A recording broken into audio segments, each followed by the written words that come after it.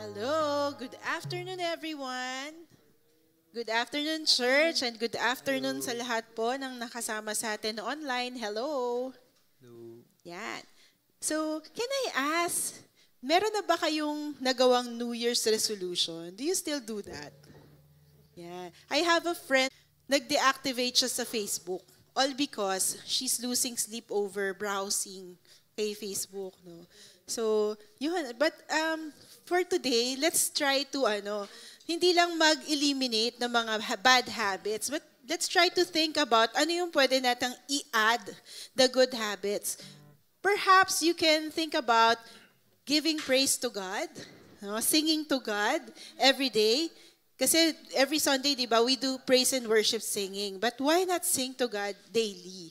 Alam niyo, sabi sa Bible, according to Psalm 95:1, King David says, "Oh come, let us sing to the Lord. Let us shout joyfully to the rock of our salvation." The people of God worship this way over the course of history. And today we will follow in this example. So let's all rise and let's praise for the Lord for His amazing grace.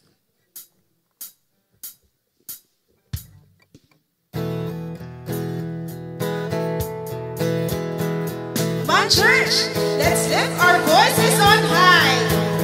Amen.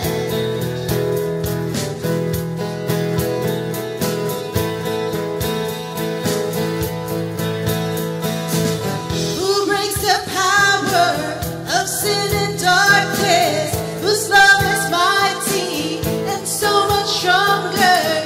The King of glory, the King above all kings. Who shakes the whole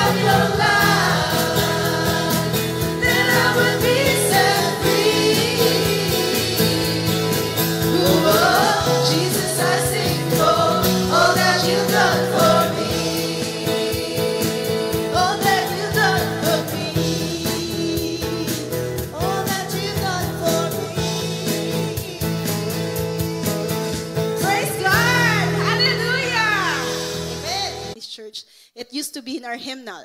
So we would sing about it, no, every now and then. So today, let's sing this from the heart. For God is the Lord of light. He is the Lord of life, and He is the Lord of love.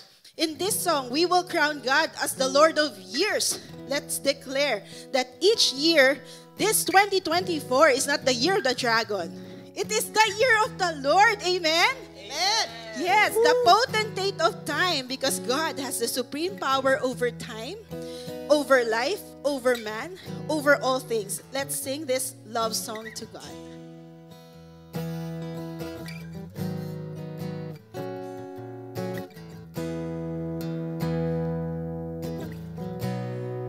With many crowns, the Lamb upon His throne.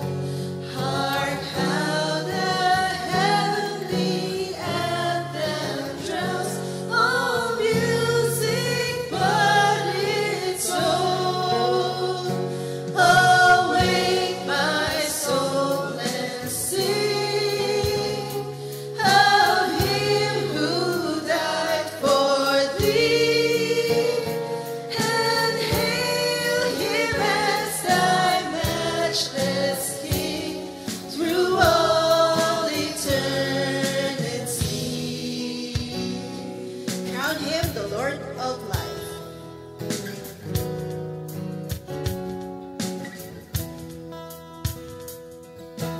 Crown Him the Lord of life, who triumphed o'er the grave and rose victorious in the strife for those He came to save. His glories now we sing, who died and rose on high, who died eternal life to bring, and lives that death may die. Crown Him the Lord of love.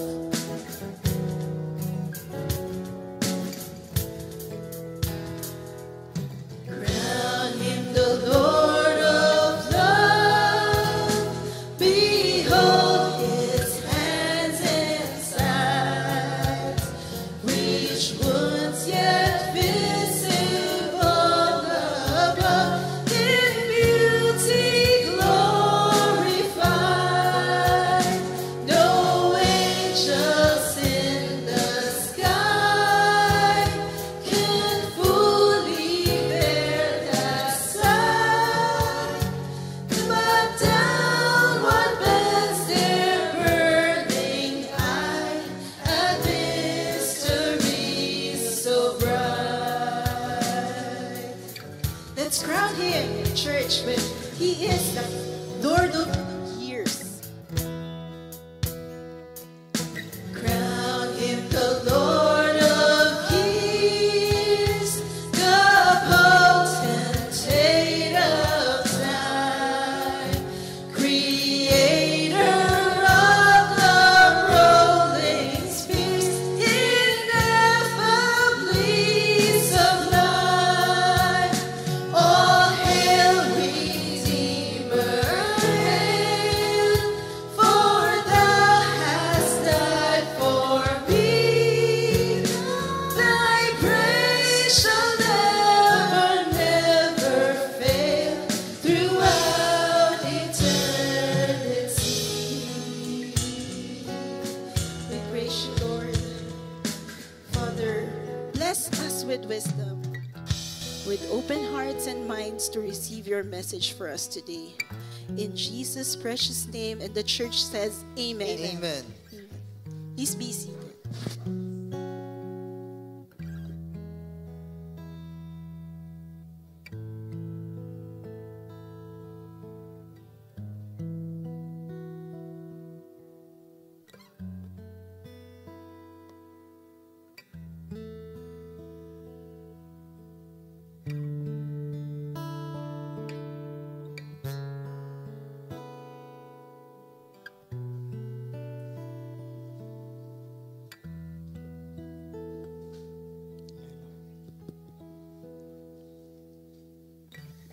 Magandang hapon po sa lahat.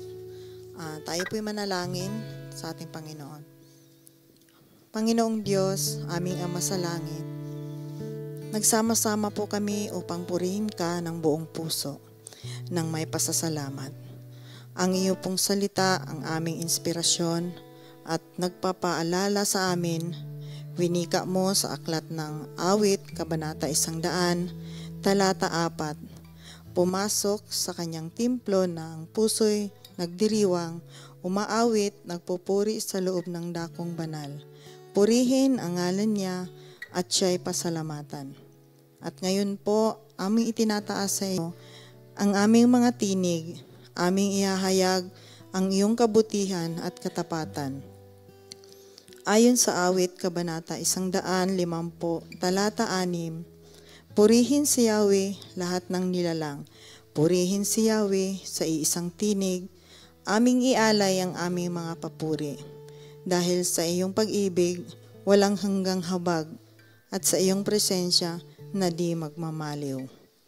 Sa iyong salita sa aklat ng Awit, Kabanata 103, Talata 2 hanggang 5, si Yahweh ay pupurihin o aking kaluluwa at huwag mong kaliligtaan, mabuti niyang gawa. Ang lahat kong kasalanan siya'y nagpapatawad, at anumang aking sakit ginagamot niyang lahat. Sa bingit ng kamatayan ako ay iniligtas, at pinagpala ako sa pag-ibig niyang habag. Sa sarili ang dulot niya ay kasiyahan habang buhay, kaya naman ang lakas ko ay lakas ng kabataan, katulad ng sa agila ang taglay kong kalakasan. Kasama ang aming puso, puno ng pasasalamat, kinikilala namin ang iyong pagpapatawad, kagalingan, pagkatubos, at kasaganaan sa iyong pag-ibig. Bilang tugon, pinupuri ka namin ng may buong kagalakan at inihayag ang iyong kabutihan at katapatan. At sa aming pag-alaala sa nagdaang taon, kami ang saksi sa lahat ng biyaya na ipinagkaloob mo sa amin. Ang iyong salita mula sa Pilipos, Kabanata 4, Talata 6, nagpapaalala sa amin na huwag kayong mabalisa tungkol sa anumang bagay. Sa halip, hingin ninyo sa Diyos ang lahat ng iyong kailangan sa pamamagitan ng panalangin na may pasasalamat. Panginoon, maraming salamat po sa iyong katapatan at mga probisyon na iyong ibigay sa iyong pag-ibig na laging nakaagapay sa amin sa lahat ng panahon. At sa pagpasok ng bagong taon, kami ay umaasa sa katuparan ng iyong mga pangako mula sa aklat ng Hagay, Kabanata 1, Talatang 8, na kung saan ay iyong sinasabi, hindi ako nasisiyahan sa mga ginagawa ninyo.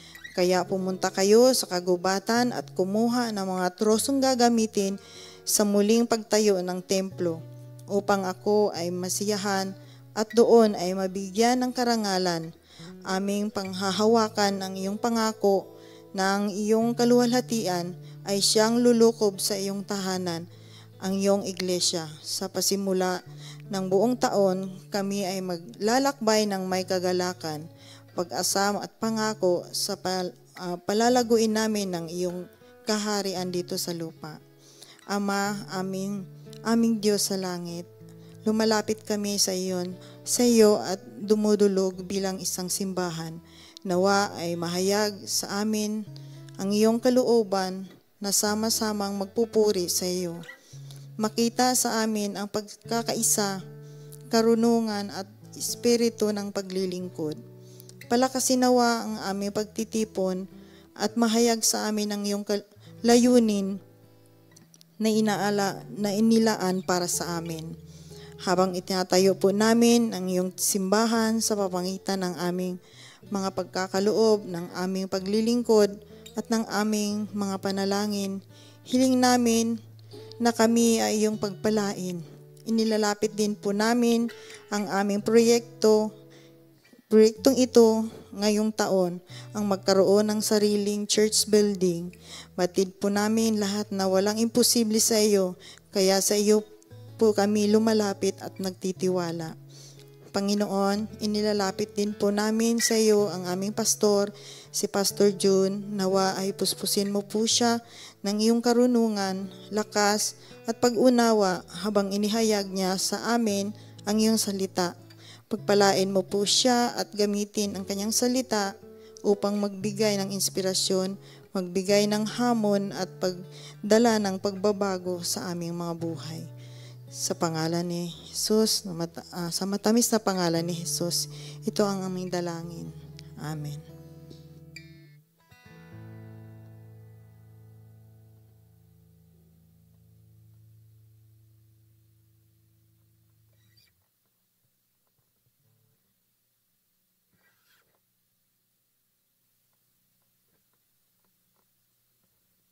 Magandang hapon po sa lahat. Sa pagkakataong po ito ay dumako na po tayo sa ating pagbibigay. Ang pagbibigay po ay isang uri ng ating pagsamba at pagsamba sa ating Panginoon. It's also an opportunity for us to give back to the Lord what already belongs to Him. As we prepare for our giving, let me read 1 Corinthians 15:58. Paul says this, "Therefore, my dear brothers, stand firm. Let nothing move you. Always give yourselves fully to the work of the Lord, because you know that your labor in the Lord is not in vain." Everything we do, the time and effort we give to serve, the money we give is for a reason. And we're all here today for a purpose. The greeters and ushers stand by the door when you came in. The worship team spent time practicing their songs. Our pastors who studied diligently to give the message today. Si Kuya George and ang ating team sa Soundtech who helped broadcast our service on YouTube. Everyone is here because they believe in the vision of the church, of knowing Christ and making Him known. When you give financially to support this church, it should not be not out of our guilt of trying to get God to like us more. It's to impact our community for Christ. When you give money to the Lord by GCF North, you're helping to reach the unreached, love the unloved, and give hope to the hopeless. You're playing a part in helping others to come to the amazing love of God. Let's keep in mind that as our ushers collect the offering this afternoon, or as you click and do your giving online at home, as we give today, please use our offering envelopes that you find inserted in our bulletins. And for online banking, please check if you're giving your tithes to our general offering or if you're making a special offering. And for our online banking, flash on the screens are the bank accounts of GCF North through GCash. And for proper accounting, please send a photo of your deposit slip or confirmation receipt to Brother Nato by a messenger. So if everybody is ready to worship the Lord through giving, then let us stand once again and sing our offering song.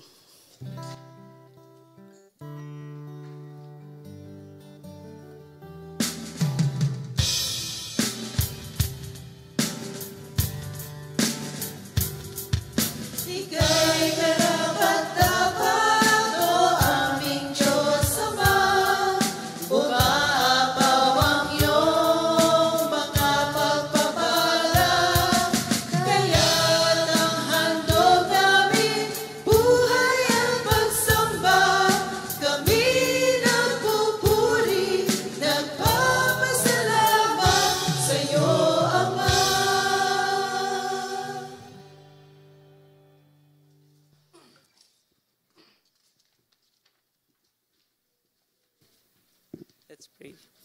Thank you, Father, because there's nothing that we have that has not been given to us by you. Father, please help us to give back to the kingdom generously without any inhibition, knowing you will use these gifts to further your kingdom. In Jesus' name, amen.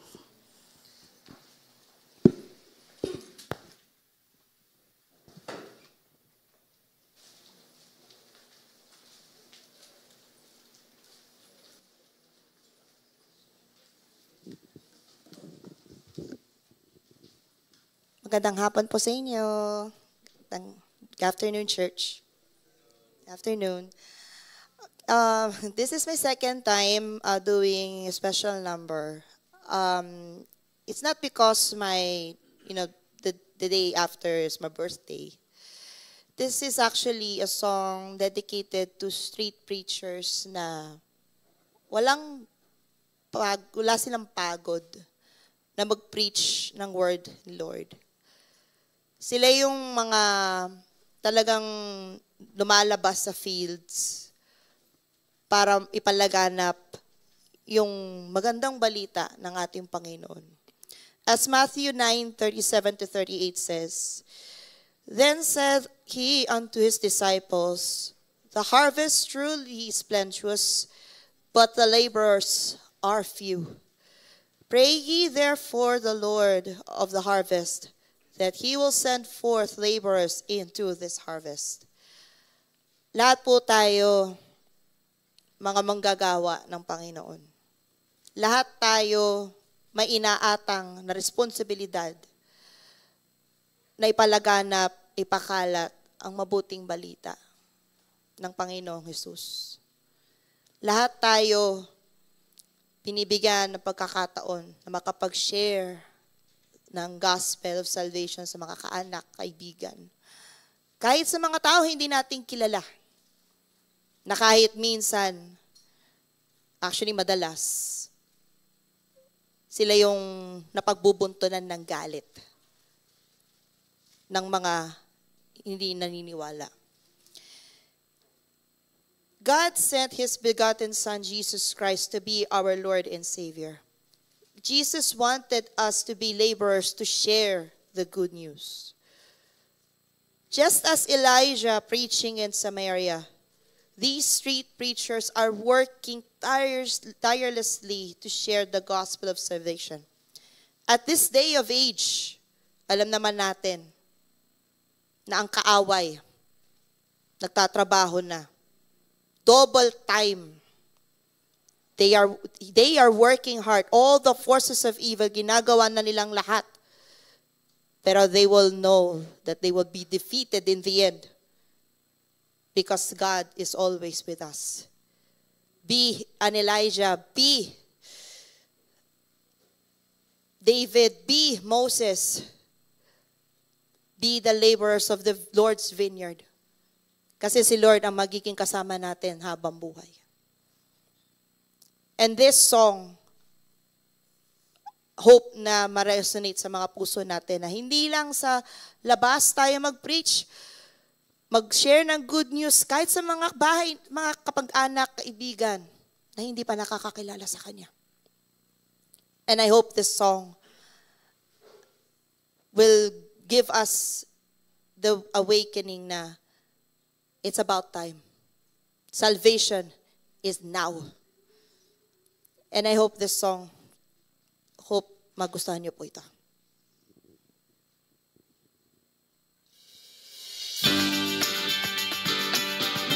You can sing.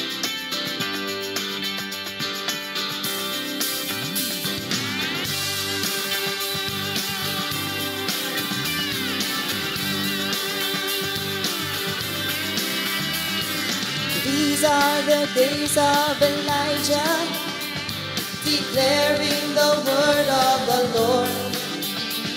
And these are the days of your servant Moses, righteousness being restored. And these are the days of great trials, of famine and darkness and sword. Still we are the voice in the desert, crying, preparing the way of the Lord. Behold, He comes, riding on clouds, shining like the sun. At the trumpet call, lift your voice. It's the year of Jubilee, and out of Zion's hill salvation comes.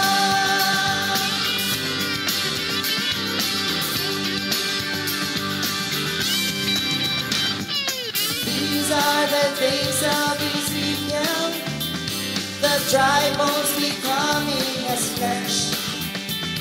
And these are the days of your servant David, rebuilding a temple of praise. And these are the days of the harvest, the fields are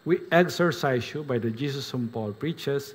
Also there were 7 sons of Sceva, a Jewish chief priest, who did so. And the evil spirit answered and said, Jesus I know, and Paul I know, but who are you? Then the man in whom the evil spirit was leaped on them, overpowered them, and prevailed against them, so that they fled out of that house naked and wounded. This became known to both to all Jews and Greeks dwelling in Ephesus, and fear fell on them all, and the name of the Lord Jesus was magnified. And many who had believed came confessing and telling their deeds. Also, many of those who had practiced magic brought their books together and burned them in the sight of all. And they counted up the value of them, and it totaled 50,000 pieces of silver. So the word of the Lord grew mightily and prevailed. Purihin ng Diyos sa pagkabasa ng kanyang salita. Pwede na po tayo umupo. Shall we pray quickly po as we begin? Lord, nagpapasalamat kami muli sa opportunity na tunghayan ang iyong salita dito po sa Aklat ng Mga Gawa, pagpapatuloy sa third missionary journey ni Apostol Pablo. Iniling po namin muli ang teachable spirits, a teachable spirit from you, and we pray, Lord, na marami kami uling matutunan na magagamit po namin sa aming buhay Kristiyano. Ito po aming dalangin sa pangalan ni Jesus. Amen. Sa Bible history po, merong 3 period ng or special periods ng mga himala. Ito po yung mga yon. Panahon ni Moses. Alam naman natin si Moses was a special chosen servant of God, also a special prophet. Then sa panahon ni Elijah and Elisha, yan po si Elisha ay disciple ni Elijah, no? Magkasunod yung dalawang yan. Yung mga ministry ng dalawang propetang to ay talaga namang kamanghamanga, yung makikitang mga himala sa kanilang gawain, mga special prophets of God. And then, of course, New Testament, makita natin sa panahon ng Panginoong Hesus at yung kanyang mga apostol, mga alagad. Now, depende kung gusto mo i-classify yung mga events na yan, ang total number ng miracles, ayon po sa study, for 3 periods ay less than 100. Okay.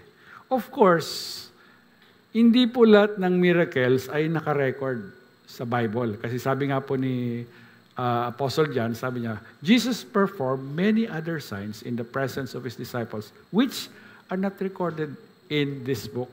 So, marahil hindi na na-record o walang nag-record kasi nobody thought of writing them down. So there could have been more miracles. Pwedeng may mga iba pang mga himala na naganap noong ang ating Panginoong Hesus ay nagmiministeryo. Kaya lang po, hindi na po yan naisulat. Ngayon, nung ang ating Panginoon ay gumagawa po ng mga himala, usually meron siyang 3 layunin, 3 purposes in the miracles of the Lord, in the miracles of Jesus. Una, to show His compassion and meet human needs. Pag nakikita ng Panginoong Hesus noon yung crowd, following Him, sumusunod talaga sa Kanya. Pag lumilipat siya ng lugar, susunod din. Sabi ng isang account, and He had compassion on them, naantig yung Kanyang damdamin. And He would meet their needs at that very moment. Like when He fed 5,000, He fed 4,000 people. And then, of course, when He healed the sick, kailangan nilang kagalingan, and then He cast out demons doon sa mga demon-oppressed, demon-possessed. Yun, minimit niya yun. So, kaya siya gumagawa po ng mga himala. And then, minsan, kailangan niya kasi magturo ng spiritual truth or perhaps a principle that's very important.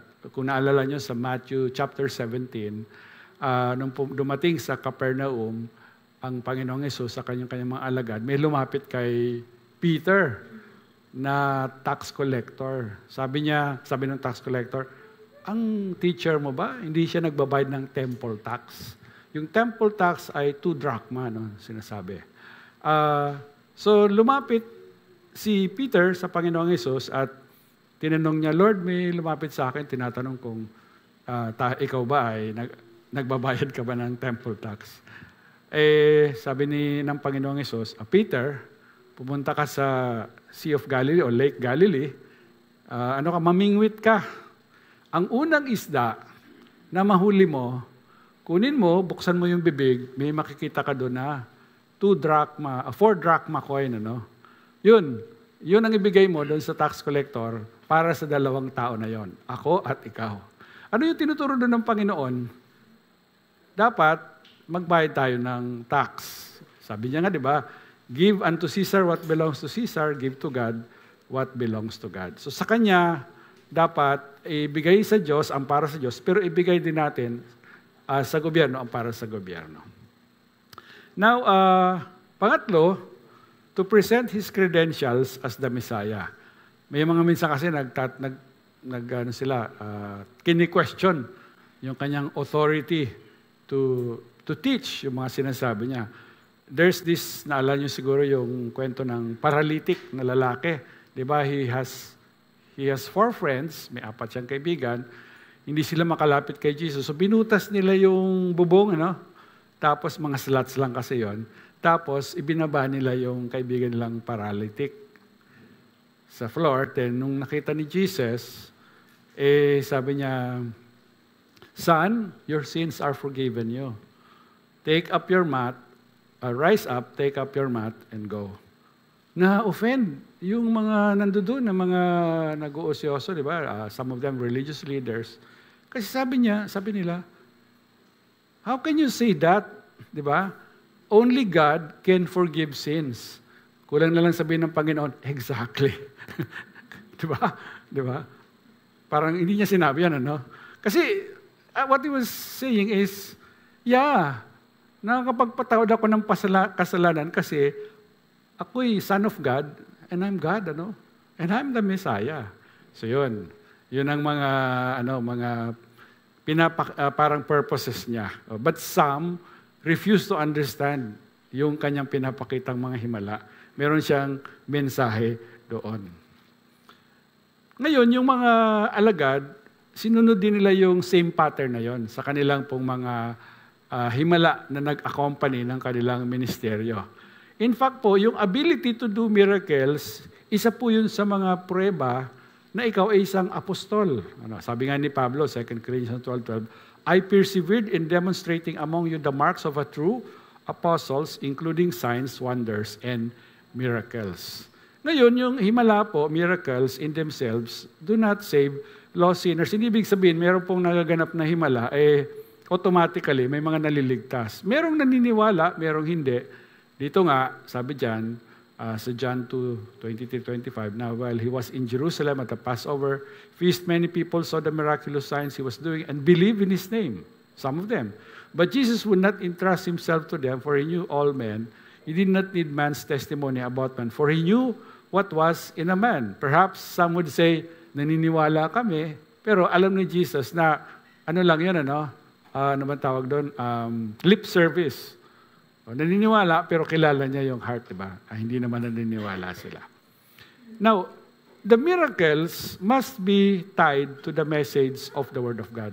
Pag may miracles po, kailangan po may gospel message. Kasi yung miracles ang nagva-validate ng gospel message.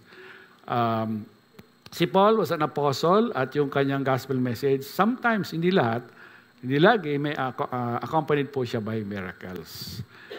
Ngayon, ang Diyos ay in-enable niya si Pablo na mag-perform ng mga special miracles sa Ephesus. Itong mga miracles na to ay talagang dinisign ng Diyos para buwagin, wasakin yung occult practices sa Ephesus. Ephesus was a center for the occult in that part of Asia.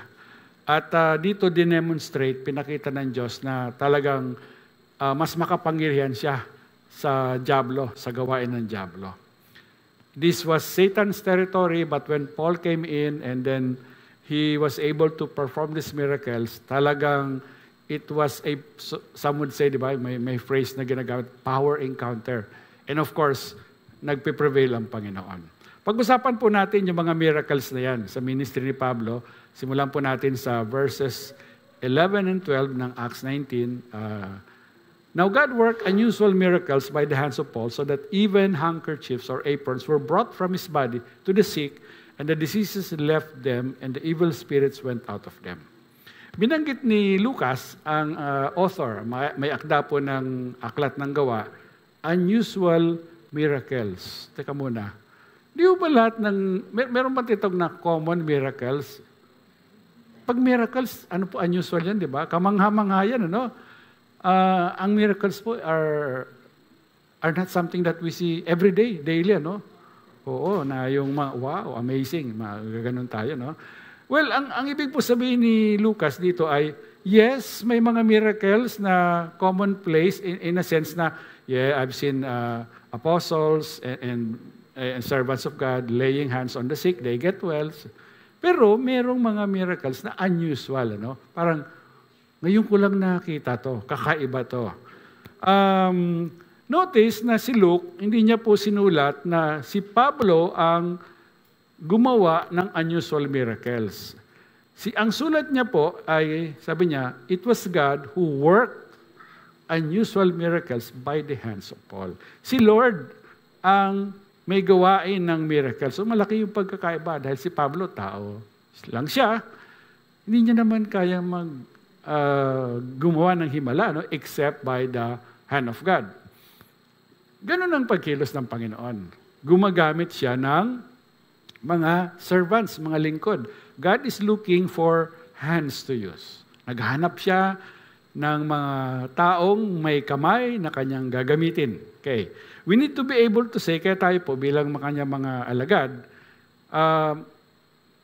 we should be able to say, God, ito ako, Lord, use my hands. Take my hands, use them for your glory. Available ako, Lord. Ano? Let my hands be your hands. Work your work through my hands, my feet, my mouth, my life. Here's my body, use me. Available ako, Panginoon. How many of us here can say that to the Lord in a spirit of humility and submission? Sana po lahat tayo ay masasabi natin yan na walang kondisyones. Yun, unconditionally. Ngayon, ano yung mga unusual miracles na nabanggit dito? Unusual miracles kasi I think naulit.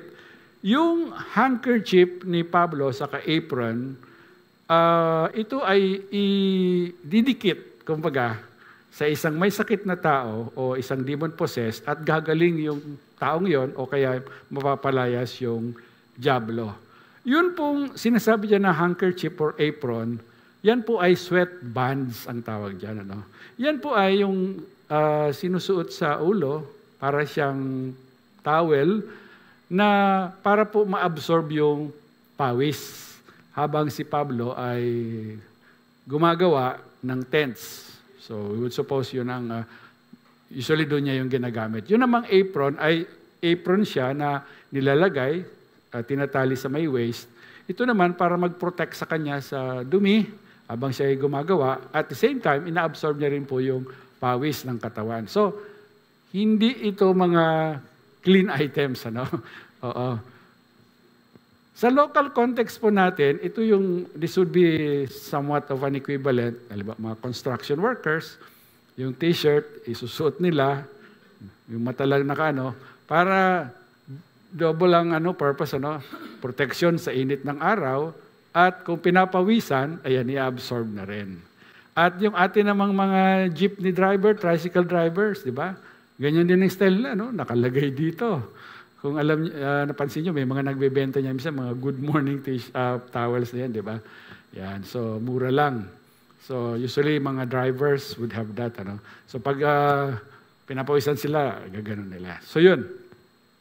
Ngayon, si Pablo, itong kanyang handkerchief o sweatbands, apron, kapag tinanggal niya na ito, tapos siya magtrabaho, apparently, mayroong nakakita, kinukuha yon. At tapos, dadali niya yon sa isang may sakit at kung gagaling yung tao, kung siya man ay sinasapian ng diablo, mapapalayas yung diablo. And even if Paul was not present, Baka nga hindi alam ni Pablo na dinekwat yun. Ano? Parang hiniram o parang, di naman ginagamit ni Pablo. Umalis na siya. Mahiram nga to. Ba't nila ginagawa yun, by the way? Superstition. Di ba?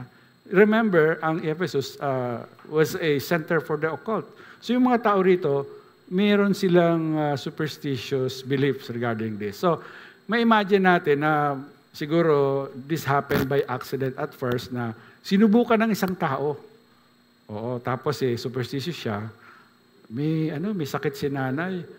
Si Pablo, meron siyang pinapangaral niya si Jesus. Alam ko si Jesus sabi niya makapangyarihan. Didalhin ko kaya to, ipatong ko kay nanay, gagaling siguro siya. May mga gumaling. Kaya naging prevalent yung, may naulit pa ito ayon sa account. Kasi unusual miracles. So, whether superstitious yung mga tao or not, it seems na yung itong mga himala to, ginamit naman o nag-instrumento siya para yung mensahe ni Pablo tungkol sa Panginoon ay kumalat sa Ephesus. Hindi sinabi, actually dati mababasa na in-endorse siya ni Pablo. Diba?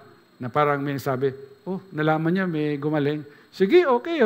Ano pang gusto nyo? Ito, mayroon ako rito iba pang gamit. Iwan nyo na to. Wala naman ganun, di ba?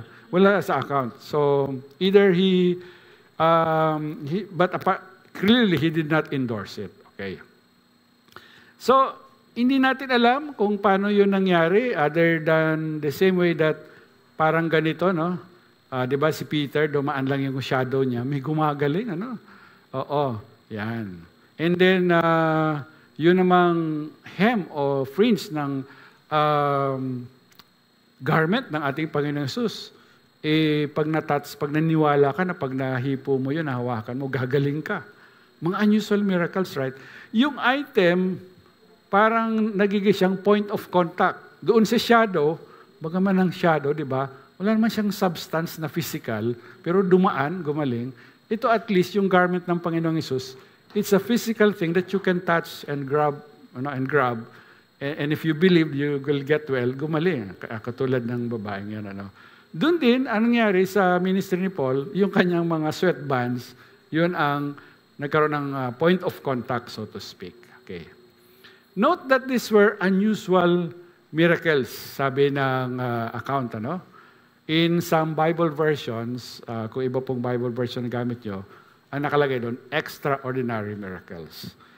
Pero wag nating ma-expect na ito talaga yung disenyo ng Diyos na magiging normative. Di ba? Na parang, mula ngayon, ang mga healing part na to, itong process na to, hindi po yan permanent. Before Paul's time in Ephesus and after Ephesus, wala na tayong mababasa ng ganyang mga kwento na si Pablo, ginagawa niya yan sa ibang mga lugar din. Diba? Halimbawa, meron siyang nalaman may sakit, hindi ako makapunta dyan. Heto yung aking panyo. Ipadala mo, di ba? Hindi na, wala na tayong mababasang ganon. So hindi po siya permanent at hindi natin dapat expect na magpapatuloy siya. So this was something that happened just in Ephesus during that time. Itong mga himala na to, ginamit po ito ng Diyos sa ministeryo ni Pablo para po maialis ang mga Ephesians doon sa kanilang mga occult practices as we will see later. Yan po. Bagaman hindi po siya standard way in Paul's miracle ministry, hindi siya in-endorse ni Pablo, meron pong mga nag-interpret na it is something which the Bible prescribes until today. Na ito'y pwede pang mangyari sa ngayon, ito ay common sa kanilang pananaw. In fact, what is even sad, may mga grupo po na pinagkakakitaan ang bagay na ito. Nakakalungkot na may mga tao pong nami-mislead sila dahil ignorant sila sa Bible. Mga kapatid, let's keep ourselves informed. Basahin natin ang ating Biblia, pag-aralan po natin ang Word of God, either by ourselves or by joining a growth group, so that hindi po tayo malinlang, hindi tayo ma-led astray ng mga bulaang tagapagturo sa ating kapaligiran. So yan po yung ating dapat isipin dyan. Ngayon, si Pablo ay matagal pong nagministeryo sa Ephesus. If you recall, I think I mentioned this. 3 years po. Ito po yung pinakamahaba na ministry niya sa isang lugar. In Corinth, he did 1.5 years. In Ephesus, he did 3 years. The longest so far. So marami po ang nakapakinig tungkol kay Jesus, ating Panginoon, sa kanyang preaching at teaching. Pero hindi naman po siyempre lahat nagiging believers. Pero minsan may mga nag-iisip na pwede nilang gamitin yung pangalan ng Jesus na itinuturo ni Pablo, kahit na sila hindi naman tagasunod ni Jesus. 7 lalaki ay nadiskubre nila ang bagay na to at ito po ay nagkaroon ng serious consequences para sa kanila. So, let's proceed. Exorcism gone wrong, babasahin ko po. Then some of the itinerant Jews exorcists took it upon themselves to call on the name of the Lord Jesus over those who had evil spirits, saying, "We exorcise you by the Jesus whom Paul preaches." Also there were 7 sons of Sceva, a Jewish chief priest, who did so. And the evil spirit then said, "Jesus I know, and Paul I know, but who are you?" Then the man in whom the evil spirit was leaped on them, overpowered them, and prevailed against them, so that they fled out of that house naked and wounded. Nabanggit ko na ang Ephesus, center of occultism and pagan worship. May obsession ng mga tao dito sa demons and demonology.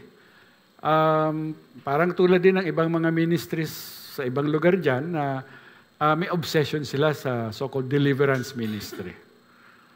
At that time, meron na pong mga Jewish exorcists na nagpa-practice ng ganito pong gawain.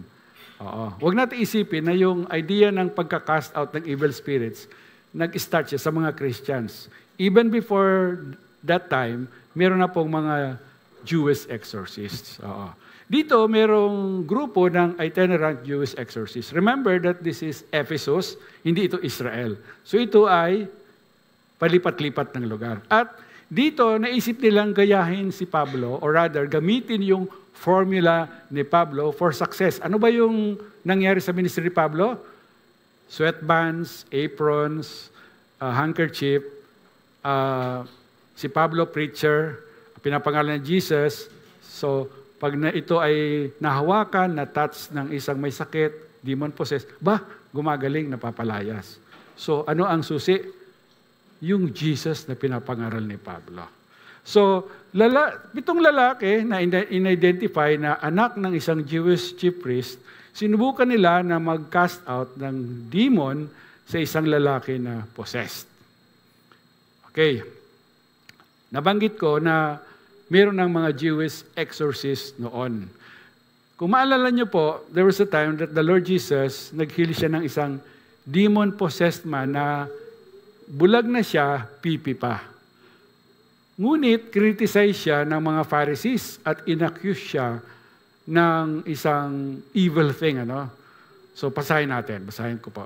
Then one man was brought to him who was demon-possessed, blind and mute, and he healed him, so that the blind and mute man both spoke and saw.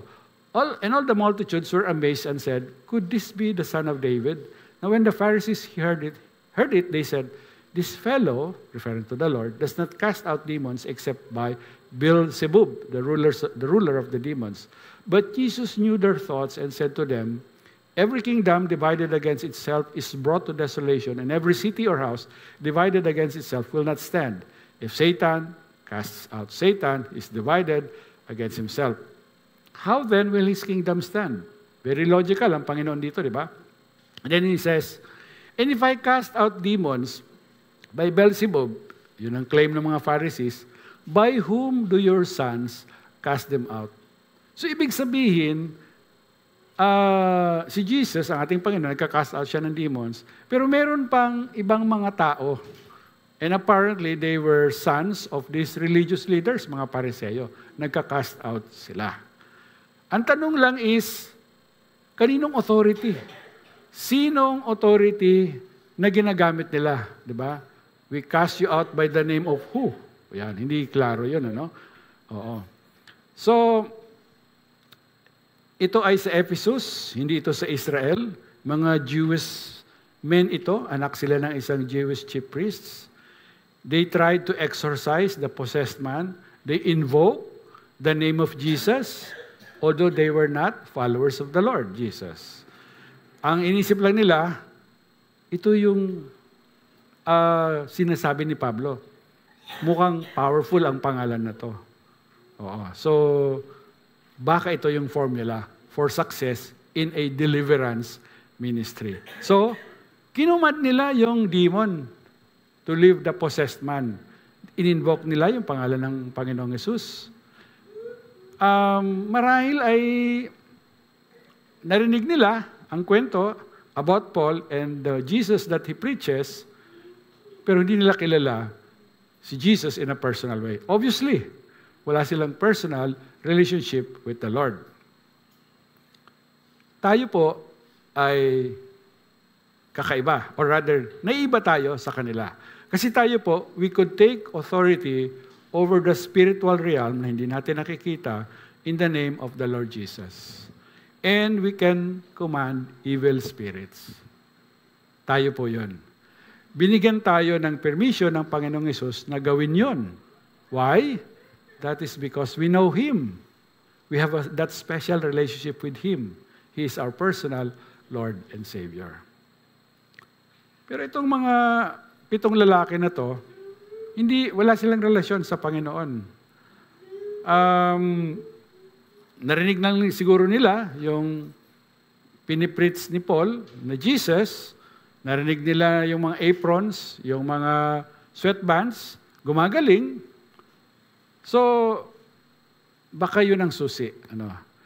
They figured that this Jesus whom Paul is talking about has great authority over demonic spirits. Now, although hindi po nakarecord dito sa Acts 19, it's also possible na may instance na nag-cast out ng demon si Paul sa isang tao at ito yung kanyang ginamit na statement na familiar to us. In the name of Jesus Christ, I command you to leave this person. Di ba ganun kahit ngayon? That would be the sort of the format, In the name of Jesus Christ of Nazareth, I command you to leave this person right now. Yan, di ba? Ganon ang pag-cast out even sa ngayon. Ngayon, so yun ang sinusubukan nilang gayahin. Ano po yung response ng demon-possessed man? Sumagot Sumagot yung evil spirit, di ba? Jesus I know, and Paul I know, but who are you? Di ba? Wow. Kilala ng evil spirit si Paul, kilala niya ang Panginoong Yesus. Oo. And clearly, alam ng evil spirits kung sino ang kanilang kalaban. In this case, Paul and the Lord Jesus. And wala siyang panahon para mag-waste ng effort and time doon sa nakikita niya na hindi naman magiging threat sa kanya, itong mga taong to. Kung susubukan mo po na kausapin ng dyablo at wala ka namang relasyon sa kanya, kaibigan, you are putting yourself in harm's way. Delikado ka. To confront evil without the protection of God is very foolish. Dahil nga itong mga lalaki ito, wala silang relasyon sa Panginoong Yesus, wala silang spiritual authority, wala silang spiritual power against this demonic spirit. So ano nangyari? The demon-possessed man beat them up very badly at pinagpupunit pa yung mga damit nila so that, nagsitakbuhan sila palabas, ang sabi na account, naked. Na-imagine nyo yun? Naglalakad ka sa kalsada, may isang bahay, nakita ka, may 7 lalaki, umahangos, naguunahan, tumatakas, hubot-hubad. So, ganun yung nangyari doon. These men had the first-hand encounter of how painful and dangerous it is to mess around with the devil. Yan. Now, interesting po na yung demon, kilala niya ang pangalan ng Panginoong Yesus at ni Pablo. Ito po ang isang thought-provoking question. Do evil spirits know you? Are demons afraid of your walk with God? Do they tremble when you pray? Do they shudder when you spend time in God's Word? Or do they know you very well that they scoff? Wala yan, di ba? They scoff at you. Parang, wala yan. Di ba? They do not view you as a threat to them. They're actually happy na so-so Christian ka. Mediocre Christian. Isipin po natin, kung tayo po ay faithful follower ng Panginoong Yesus, we could inflict damage to the work of the enemy. Takot sila sa atin Kung tayo ay obedient sa Panginoon at lumalakad ng ayon sa kalooban ng Diyos, takot po sila sa ganong Christian. And you could make the devil angry by being obedient to the Lord. You could make the devil mad by witnessing to a lost soul at lalong magagalit siya kapag katapos na tumanggap ng isang tao dahil siniran mo, dinidisciple mo. Magandang gawin yun, magandang ministry, yung pagalitin mo ang diablo. Hindi intentional. What I'm trying to say is, just by doing what we need to do as servants of the Lord, by being faithful to the Lord, we can make the devil very angry with us. No problem. We have covering, spiritual covering from the Lord, and we have the authority to resist them, to even cast them out. Yung pong mga anak po ni Sceva, wala po silang karapatan na gamitin ang pangalan ng Panginoong Yesus. Dahil nabanggit ko, wala silang real connection, personal connection to Him. In the same pattern po, may mga tao, ang nakakulungkot, baka yung iba sa kanila ay pumapasok pa sa mga simbahan, sa mga born-again churches, pero sila po ay mapapahamak. Dahil wala silang personal relationship sa Panginoong Jesus. Kilala lang nila yung si Jesus, yung Jesus, kilala kong pangalan yan, yan yung pinipreach ng pastor dyan sa GCF North. Yung Jesus, yan ang madalas banggitin sa akin ng asawa ko na nagsisimba dyan sa GCF North. Diba? Nakakalungkot. Kilala nila, head knowledge lang. Hindi nila kilala yung Jesus that saves from sin and hell. May mga tao po na hindi nila naunawaan na yung relationship na yan is serious stuff. Sa mga nanonood po sa amin, sa YouTube and Facebook, kaibigan, hindi po enough na kilala mo lang yung pangalang Jesus. Dapat po meron kang personal relationship sa Kanya. Anong kailangan mong gawin? Tumawag ka sa Panginoong Yesus. Siya ay namatay doon sa krus para bayaran ng iyong kasalanan. Magsisi ka, patatawarin ka niya, and then receive Him into your life. Tanggapin mo siya bilang Panginoon at tagapagligtas. Huwag mo nang ipagpabukas. Ngayon, pwede mo nang gawin yan. Mahal ka ng Diyos at ayaw niya na mapahamak ka, mapunta ka sa impyerno.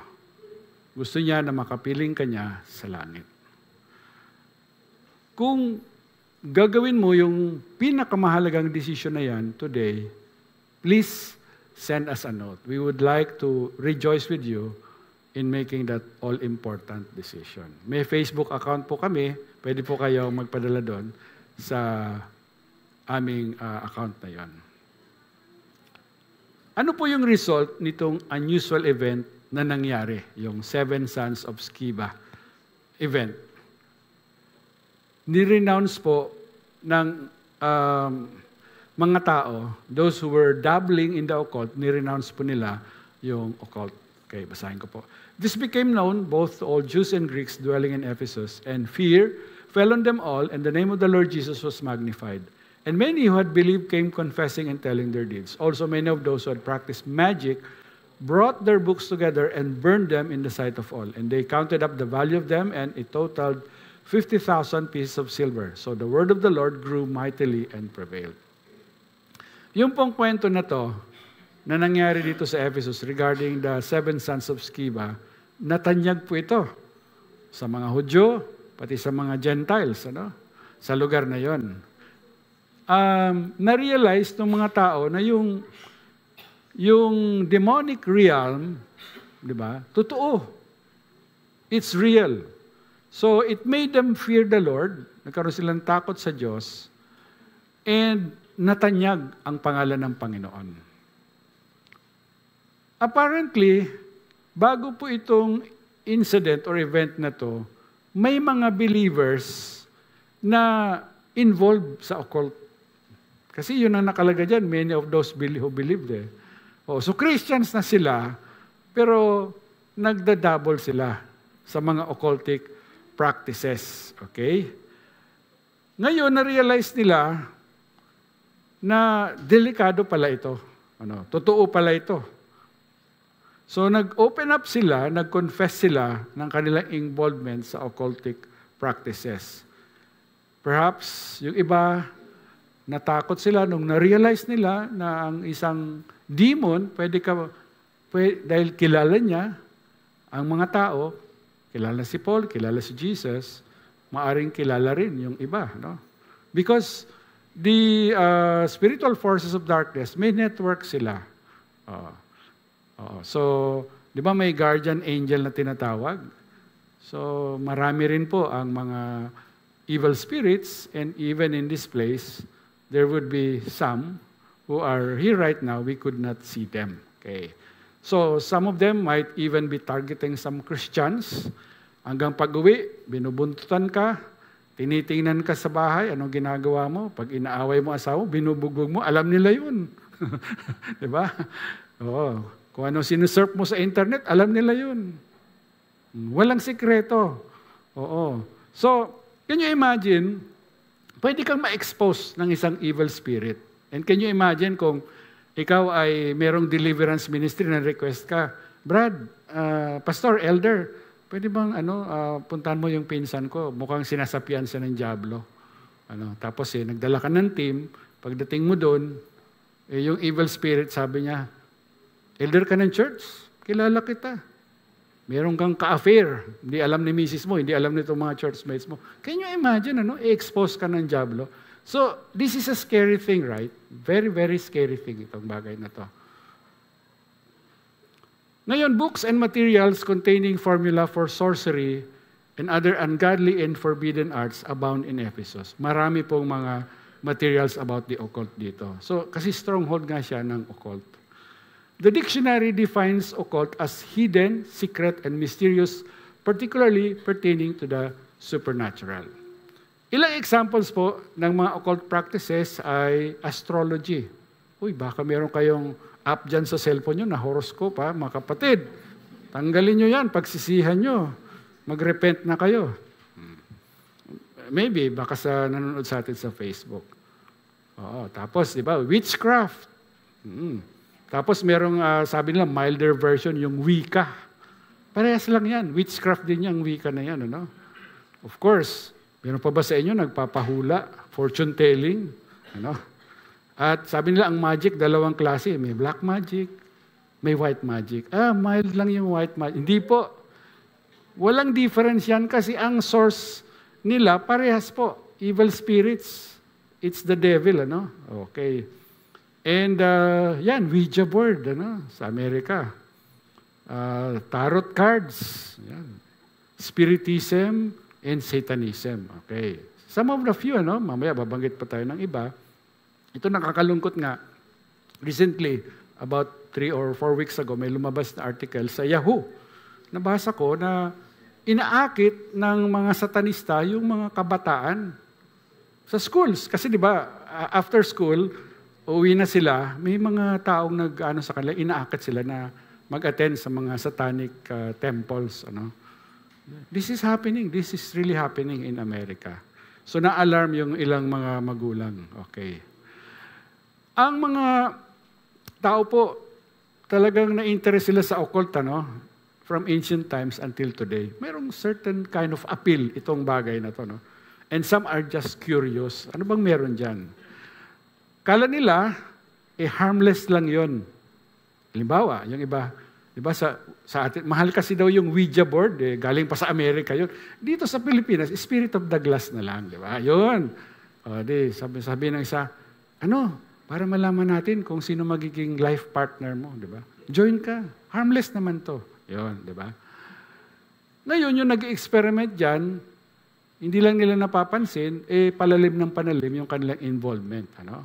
It's like sinking into a quicksand, easy to get into, but difficult to get out of. Mafa-fascinate ka, pwedeng ma-fascinate ka talaga. No? Paano kumikilos yung bote? No? May narinig nga ako niya na, hindi niya daw alam, hindi niya naman tinutulak yung bote, parang may force na nag-move talaga, papunta doon sa letter. Ano? Oo. So, mapa-fascinate ka nga, no? So, hindi sila nagkukunwari lang, ano? Talaga may kumikilos ng glass. Yun. Narinig ko yan sa isa.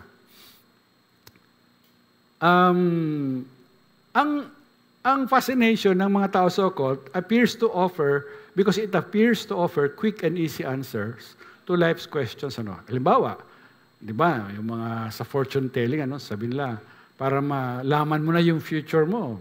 Di ba? Para ma-adjust mo na, no? I-chart na yung future mo. Tapos yung Ouija board, tarot cards, they will give you direction in life.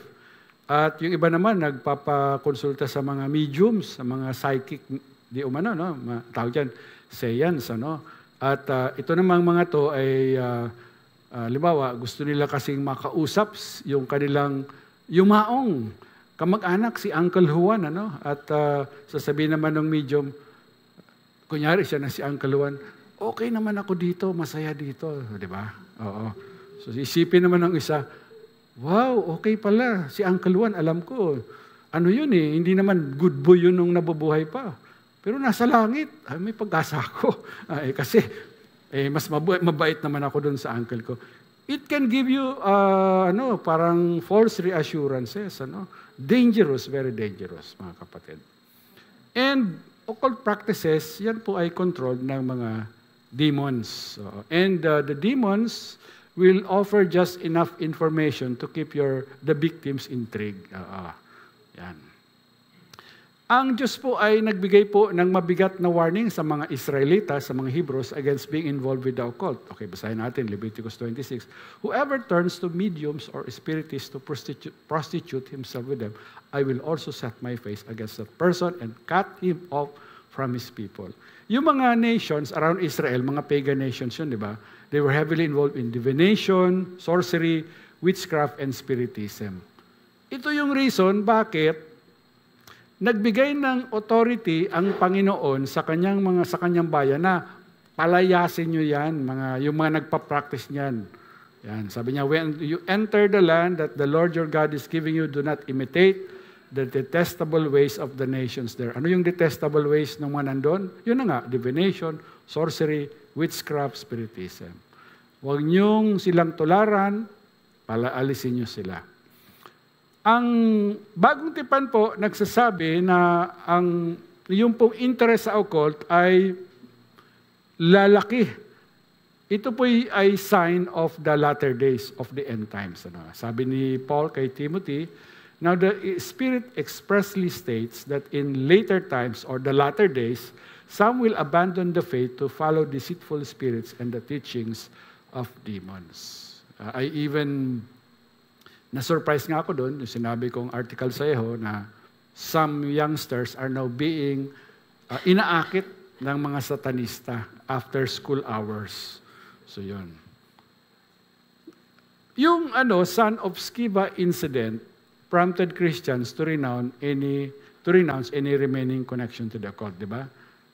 Na-shock yung mga believers na nagda-double sa occult nung na-realize nila, hindi biro ito. So, many of those who had practiced magic and sorcery brought their books together and burned them in public. Sinunog nila yung kanilang mga libro, mga scrolls, mga anting-anting, kung ano pa yung mga ganun. No? The books and scrolls that were burned in Ephesus were full of magic, charms, and incantations, and they were very valuable. Bakit po valuable yung mga bagay na yan? In sorcery, people, by the assistance of demons, sought to gain power over others. And power is worth a lot of money. Di ba, kung ikaw ay nasa occult, tapos meron ka ng kakayanan na mag-utos halimbawa ng isang demonic spirit, you can do harm to your enemy. Actually, di ba, sa kulam nangyayari yon? Kinukulam ang tao. Oo, pambabarang, mga ganun. So, this is real, ano? Kung hindi ka Christian, pwede kang tablan talaga. So, kaya mahal yung mga materials na yun. The value of 50,000 pieces of silver, as mentioned in the passage, today has been estimated to be worth at least $1 million or 50 million pesos. Ang laki po, no? This is a big sum of money. And yet, the people who were enlightened, mga Kristiyano, na enlightened, were willing to part with these materials that cost them money. I would suppose, hindi lang yung mga Christians na, pati yung mga yung iba rin na non-believers na nakita nila yung reality ng demonic world, and then narinig na nila yung message ni Pablo, they now realize na, yeah, I need to come to Jesus. And I need to surrender all of these things that are related to occultic practices. Yung ganito po, kailangan gawin din po ng mga Kristiyano sa panahon natin. Meron po bang mga bagay sa inyo pong tahanan na pwedeng connected sa occult? Baka hindi po kayo aware, no? Oo. So, pwede nyo pong i-check. Maaring yan ay libro, magazines, images, computer files, statues, charms, charms? Anting-anting, di ba? Games, yung Ouija board. I believe yung Dungeons and Dragons na game has been labeled as a demonic game, ano? Or whatever else might have connection with demonic spirits.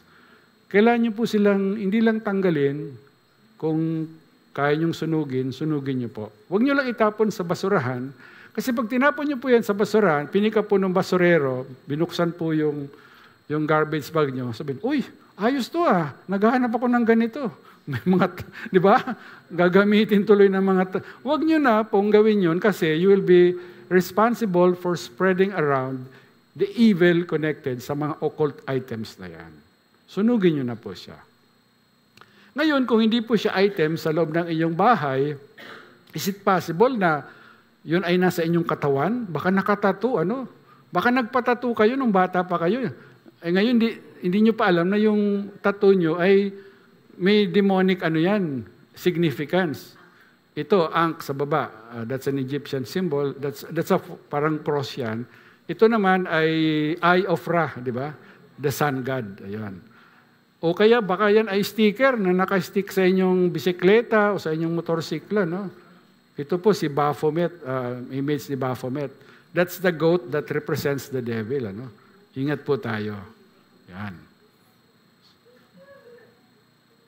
There is no mistaking the fact that the occult in all its forms should be avoided. Iwasan po natin yan. Kung meron sa ating tahanan, sunugin na po natin. Kung yan po ay pwede mag-burn. Yung iba po ay kung kaya niyang durugin ng martilyo, durugin niyo po. Then ibaon niyo na lang. Sabi po ng Bible, sabi ni Peter, we are to be self-controlled and alert because our enemy, the devil, prowls around like a roaring lion looking for someone to devour. Yan po ang kanyang admonition para sa atin. Part of being self-controlled and alert is being wise to Satan's schemes. So dapat alert tayo, alam natin yung estilo ng dyablo. Oo. Harmless, kung tingnan, sa una, pero delikado pala. Huwag po tayong, let's not be caught off guard. Pag-aralan po natin ang Word at ma-equip po tayo para ma-discern natin kung ano yung tama, ano po yung mali. Isa po sa mga tema ng Book of Acts is the victory of Christ over occultism. These incidents are another example of His power over demons. Dahil po sa mga events na to, the word of the Lord continued to spread and gain strength. So yung simbahan po, nalinis siya. Remember na may mga believers nagda-double sa occult. So nalinis po yung church and the church became a powerful and growing church. And it became more effective in ministry. The gospel ministry in Ephesus and the region of Asia kept on going in a remarkable way.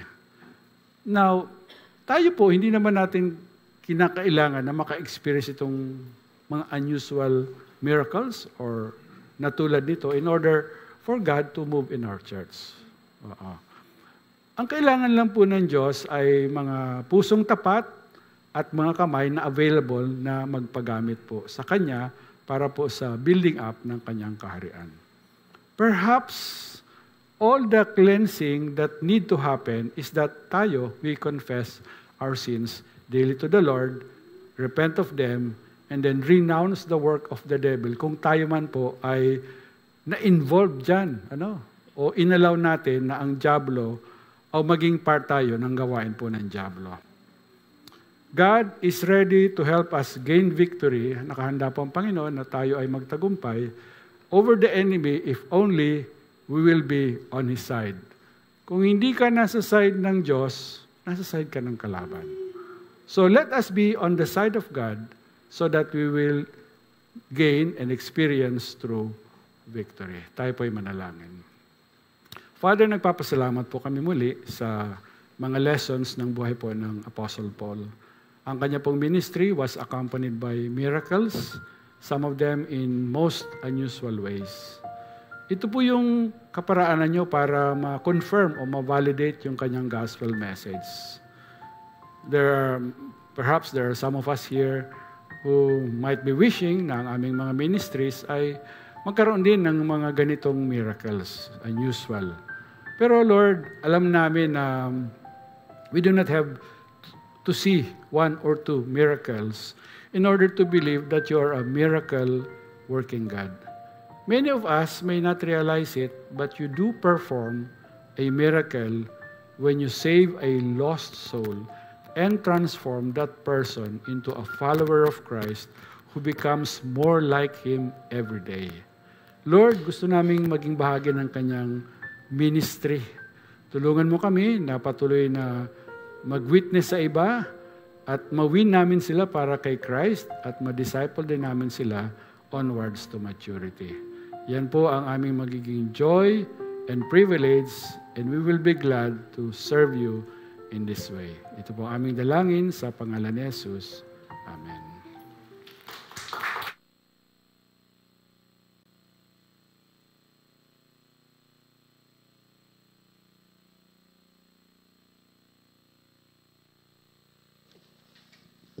Thank you po, Pastor June, for the wonderful and timely message. Sa akin na naging key takeaway ko po dun sa message po natin is the importance of a growing relationship in Christ. Diba? Para not only to grow in our knowledge of Jesus, but also to see the miracles in our daily lives and magkaroon po tayo ng power and discernment over occult practices, especially these days na, like narinig natin sa message na yung occult practices, they promise to provide quick fix sa mga problems and issue in the everyday lives. Although alam po natin na hindi naman po totoo yun. Ayun, so kaya let's continue to grow let's continue to grow in Christ. Ayun po yung aking key takeaway sa ating message for today. So at this time for our regular activities and upcoming events, GCF Nard, let's look at the slide for our announcements. Our offering. And so make your pledge for a flower offering. So yung flower po natin today is thank you for Sister Eloy De Jesus for the wonderful flower offering today as thanksgiving for God's love and faithfulness to our prayer warrior group. So thank you, Sister Eloy. So if we want to commit sa ating mga flower offerings, yung mga available pa po na date until March. And then midweek prayer service will resume this Wednesday. So last Wednesday we have our night of prayer. So mag-resume po ating regular midweek service January 17 by Zoom to be led by the Cherished Gigi. And we'll be studying about the Red Sea rules from the book of Robert J. Morgan. So Sunday school, Sunday school resumed today at 9 a.m. by Zoom. Matthew 1 verse 21. She will give birth to a son, and you shall name him Jesus. For he will save his people from their sins.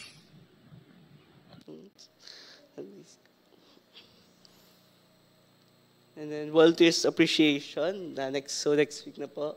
So we can, kung hindi pa po tayo nakapag-register, we can register through the QR code, or we can alternatively, we can register through in our ushers table. So meron po tayong list sa ating ushers table. And also, sa mga nag-order po ng t-shirt, yung mga order po natin is already available in the ushers table. So you may claim it po after the service.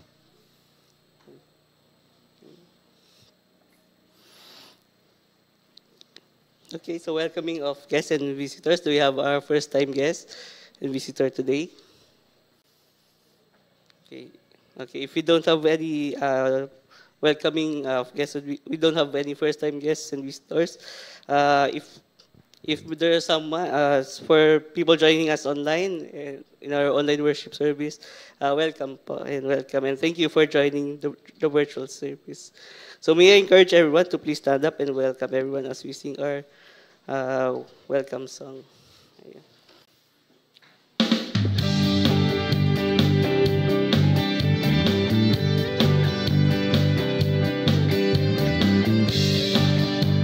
Tabayan po natin yung mga nandito po ngayon. Kami natutubos sa inyong pagdating upang makasama kami sa pagsamba. Sana'y ituring niyo kaming kapuso ng kapamilya ba? Dito na, welcome back sa GCF, Lord.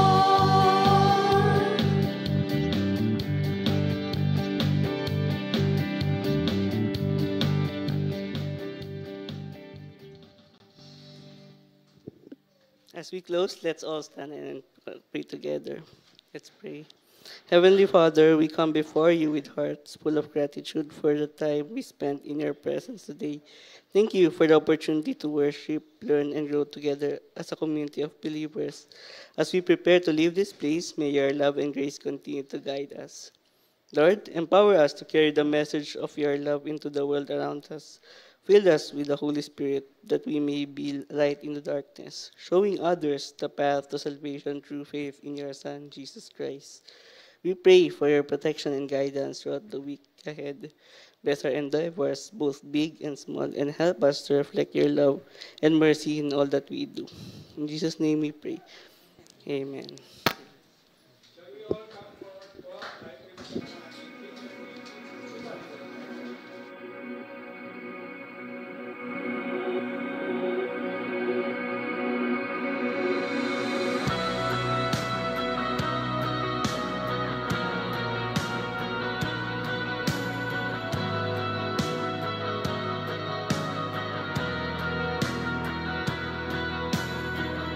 No matter what comes my way,